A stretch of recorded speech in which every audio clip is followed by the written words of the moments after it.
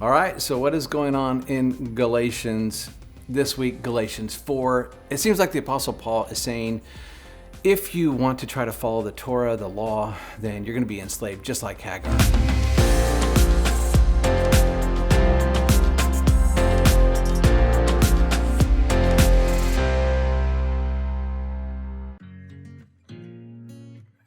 I think you need a little bit of context.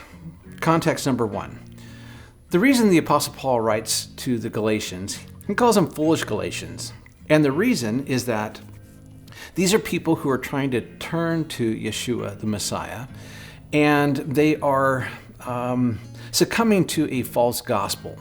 The false gospel is being proliferated by Judaizers, and they're basically saying, hey, yeah, turn to Jesus, but you also need to become legally Jewish or halakhically Jewish. Now, I don't have time to go into all that, but essentially here were the hoops that they were saying that brand new Christians had to jump through. Hey, you got to be circumcised, you got to go through ritual baptism, and you need to go through ritual sacrifice. And that was just kind of this entry point to doing the law. Now, in their minds, doing the law was the gateway to salvation. And the Apostle Paul is saying, no. Salvation is by faith, through grace, not of your works, period. You need to understand that kind of salvation.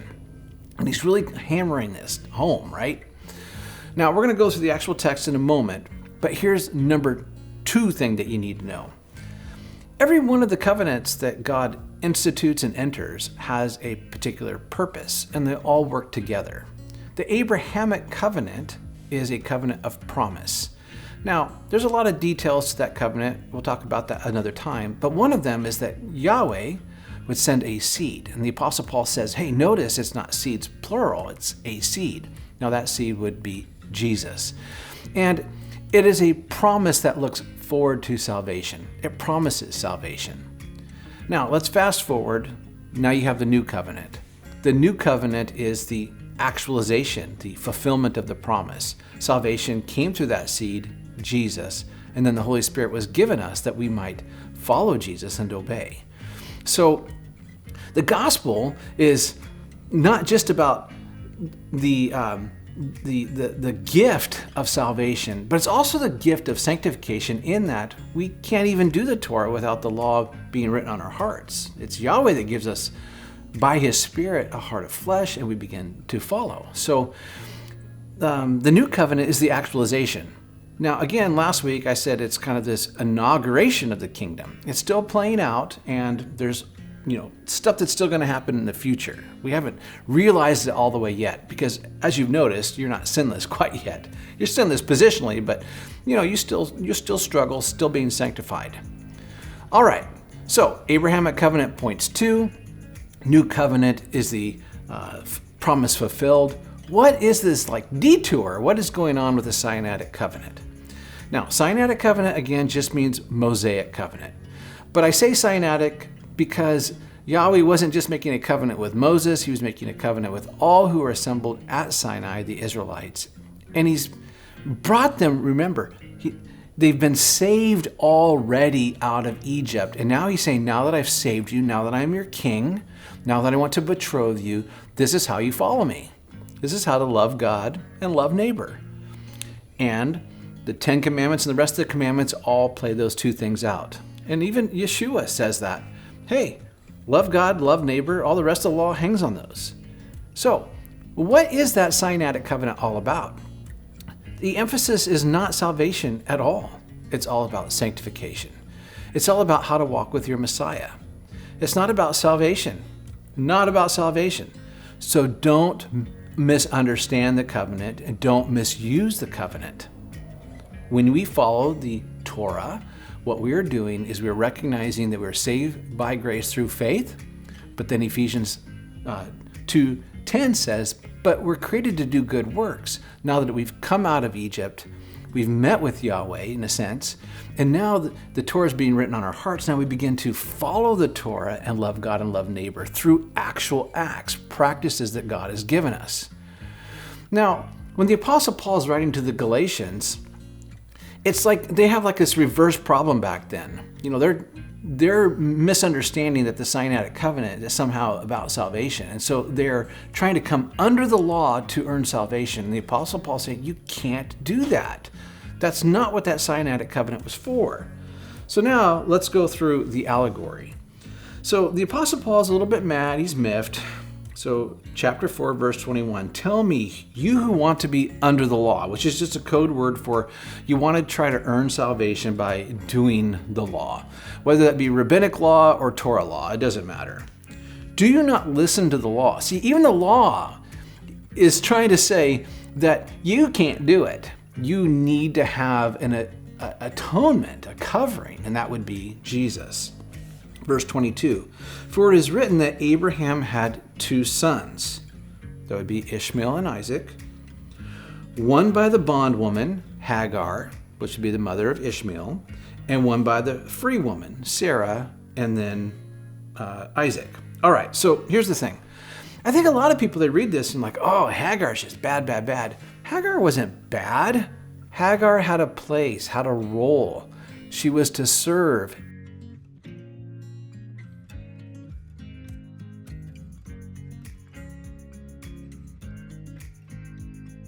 So don't misuse her. In the covenant that God had with Abraham, Sarah was barren, and he was going to make a miraculous birth happen. But they didn't trust the Lord, and so they tried to enter into works to have a child. So what did they do? Sarah says, hey, you know what? You need to sleep with Hagar. Abraham sleeps with Hagar. They have a child. But that is a child of a bondwoman, a child that was born of works. Now, again, I want to reiterate this. Hagar is not bad. She was just used improperly. And I think a lot of people recoil at Hagar, like slavery is bad. Slavery is bad, but for Hagar, it wasn't. For a lot of people, this is the way that they have sustenance. I was a missionary in the Philippines, and I never would have called Mary Faye a servant, but, we provided for her and she wanted a job and she came into our home, and it just, in other cultures, is not quite like that. In other words, Hagar was good for the family. It was good for her. It was right and proper, and she was misused. And the Apostle Paul is going to say that. Verse 23. But the son by the bondwoman was born according to the flesh, and the son of the free woman through promise. And I think that's self-explanatory. Verse 24. This is allegorically speaking. For these women are 2 covenants, one proceeding from Mount Sinai, bearing children who are to be slaves. She is Hagar. In other words, if you do the Torah, you can actually kind of look like a good person, but you have no inheritance. So there's like this, guise of godliness, but it doesn't work out. So if you are trying to be under the law and earn salvation by the law, you're in bondage still. And the Apostle Paul's pointing that out. Now, verse 25. Now, this Hagar is Mount Sinai in Arabia and corresponds to present Jerusalem. At that time, present Jerusalem was trying to be under the law, earn salvation by the law. For she is in slavery with her children. That's still enslavement. Verse 26. But the Jerusalem above is free. She is our mother. So there is another Jerusalem, though, that is getting it right. And she is the one that is not trying to earn salvation, but recognizes the Abrahamic promise, the seed in the new covenant, and they're like getting it. So she's our mother. We are free. Verse 27. For it is written, rejoice, barren woman who does not bear. Break forth and shout, you who are not in labor. For more numerous are the children of the desolate than the one who has a husband. Now, you have to read all of Isaiah 54, not just 54:1 that Paul's quoting here. But essentially what's happening is that Yahweh had sought to betroth Israel at Sinai. How do I know that? Well, he says, I was a husband to you in the New Covenant text, Jeremiah 31, verses 31 through 34. Though I was a husband to you. That's the exact language. But then Yahweh gets kind of mad. They're going to Babylonian exile. And so now they're desolate. They have no husband. They're barren. And Yahweh is still giving a promise through Isaiah that though you are barren, you are an outcast, something miraculous is going to happen in you and everything's going to be all right. In other words, a foretelling of what Jesus is going to be about. Verse 28, and you, brethren, like Isaac, are children of promise. He's trying to get them to see that you're not going to be the people who fall into halakhic Judaism. You're not going to be the Jerusalem from below that is now, but you're going to please participate in the heavenly Jerusalem. Get it right. In other words, don't try to be ones who try to find salvation because you can't through the law. Instead, follow Jesus. Verse 29.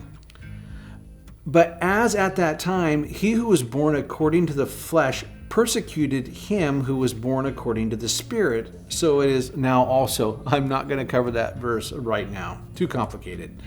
Verse 30. But what does the scripture say? Cast out the bondwoman and her son, for the son of the bondwoman should not be an heir with the son of the free woman. So if you remember, Sarah despises her mistress, and then Abraham is he's sympathetic toward Hagar and Ishmael, but they're still not to be the ones that have the inheritance, and so remove them. Verse 31, the last verse. So then, brethren, we are not children of the bondwoman, but of the free woman. So now I'm going to kind of wrap up and make it as simple as I possibly can. Hagar is not bad. She was misused. That's it. Hagar was there to be a helper, a pedagogue, a custodian, one that came alongside and nurtured the family. But they misused her. In the same way, the Israelites were to rest in the Abrahamic covenant that all pointed to Jesus. And now that Jesus had come, the Galatians were just to trust in Jesus, period. But they weren't doing that. They couldn't conceive of just this gift of our Lord. And so they were trying to misuse Hagar, misuse the Sinaitic covenant. And they were trying to earn salvation. But that wasn't the point. So what do we do with this today? We have this opposite problem. We've said, oh yeah, man, I want Abrahamic covenant. I want this new covenant, but I don't want Hagar. I want nothing to do with Hagar. And that's wrong too.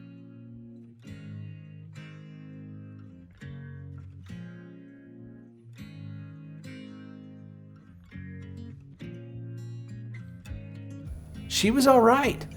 And the Sinaitic covenant is all right. Let's just use it properly. And that is its original intended purpose to help us to walk in the way of our Messiah, to walk in the way of the kingdom, to love God, love neighbor. And when we throw out the Sinaitic covenant, we essentially throw out discipleship. And we shouldn't do that. I'll see you next week.